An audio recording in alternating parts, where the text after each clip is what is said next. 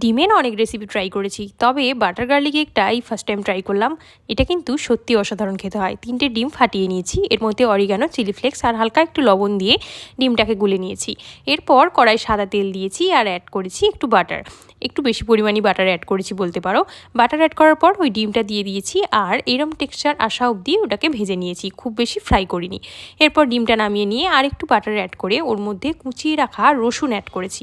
রসুনটাকে একটু ভালো করে ব্রেড হয়ে আসলে ওর মধ্যে দিয়েছি অরিগানো, চিলি ফ্লেক্স, সামান্য লবণ আর দিয়েছি কর্নস্টার্চ। কর্নস্টার্চটা দিয়ে ভালো করে গুলে নিয়ে কর্নস্টার্চের গন্ধটা চলে যাওয়ার পরই অ্যাড করেছি মিল্কটা ফুটে যাওয়া অবধি অপেক্ষা করেছি এবং তারপর অ্যাড করেছি চিজ। আর চিজটা দেওয়ার পর যা দেখতে সুন্দর লাগছিল আর ইয়াম ব্যাপারটা চলে এসেছিলো দেখো। যাই হোক, তারপর ডিমটা অ্যাড করেছি আর এই দেখো রেডি আমাদের বাটার গার্লিক এগ। এটা খেতে যেমন দারুণ, বানানো তেমনই সহজ, একবার বানিও কিন্তু।